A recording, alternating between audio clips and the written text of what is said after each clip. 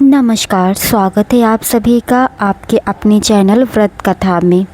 तो आज नवरात्रि का 9वां दिन माँ सिद्धिदात्री का दिन है। आइए जानते हैं। नवरात्रि के 9वें दिन महानवमी माँ दुर्गे की 9वें स्वरूप माँ सिद्धिदात्री की पूजा की जाती है। इस दिन माता को प्रसन्न कर आप सभी 8 सिद्धियाँ प्राप्त कर सकते हैं। इस वीडियो में जानेंगे माँ सिद्धिदात्री का स्वरूप, पूजा की सरल विधि, व्रत कथा, प्रिय भोग हलवा, पूरी चना मंत्र और महिषासुर मर्दिनी स्त्रोत, हे गिरिनंदिनी का पाठ, नवमी पर कन्या पूजन व हवन का महत्व और सही विधि भी बताई गई है। यह वीडियो देखकर अपनी महानवमी की पूजा सफल बनाएं और माँ का आशीर्वाद प्राप्त करें।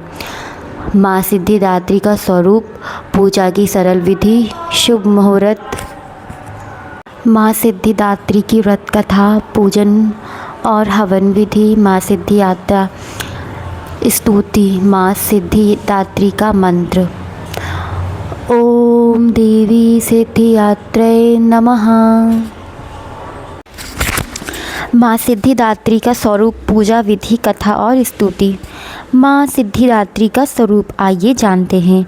माँ सिद्धिदात्री माँ दुर्गा का 9वां और अंतिम स्वरूप है, जो भक्तों को सभी प्रकार की सिद्धियाँ, अणिमा, महिमा, गरिमा, लघिमा, प्राप्ति, प्रकम्य, ईश्वरत्व और विस्मृत प्रदान करती हैं। वह कमल पर विराजमान रहती हैं और इनका वाहन सिंह है। इनकी 4 भुजाएं हैं, जिनमें एक हाथ में गदा, दूसरे हाथ में चक्र, तीसरे में कमल का फूल और चौथे में शंख रहता है। भगवान शिव ने भी इन्हीं देवी की कृपा से सिद्धियां प्राप्त की थीं, जिनके कारण उनका आधा शरीर देवी का हो गया और वे अर्धा ईश्वर कहलाए।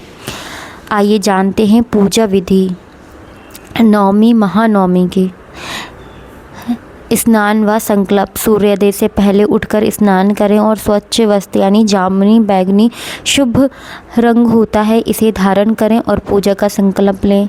स्थापना और माँ का आवाहन। पूजा स्थल पर गंगा जल से शुद्ध करें, माँ सिद्धिदात्री की मूर्ति या चित्र स्थापित करें, माँ का आवाहन करें।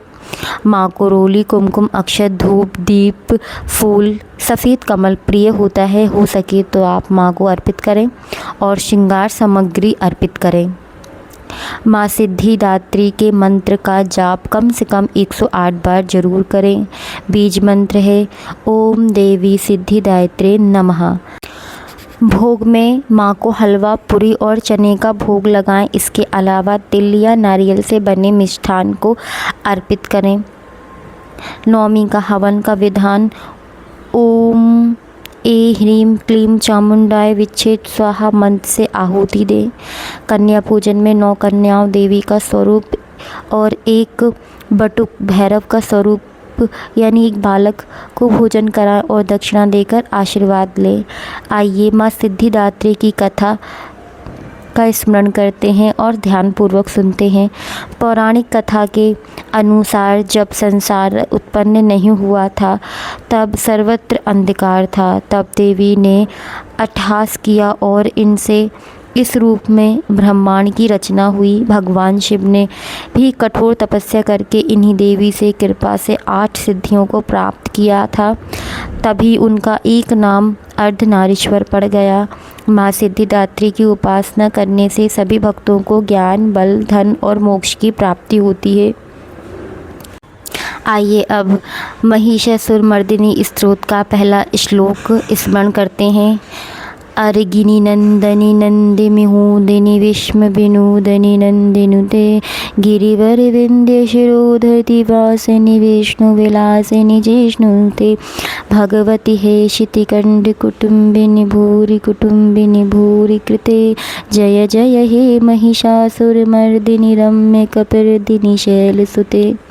आइए भारत अर्थ जानते हैं। हे पर्वत की पुत्री, जो संसार को आनंदित करती हैं, जो विश्व को मनोरंजन और नंदी द्वारा पूजी जाती हैं, जो श्रेष्ठ विंध्याचल के शिखर पर वास करती हैं, जो विष्णु को प्रिय को प्रसन्न करती हैं और इंद्र द्वारा पूजी जाती हैं। हे भगवान शिव के परिवार की देवी, हे विशाल परिवार वाली जो महान कार्य करती हैं, हे महिषासुर का वध करने वाली, हे सुंदर जटाओं वाली, हे पर्वत की पुत्री, तुम्हारी जय हो जय हो जय हो।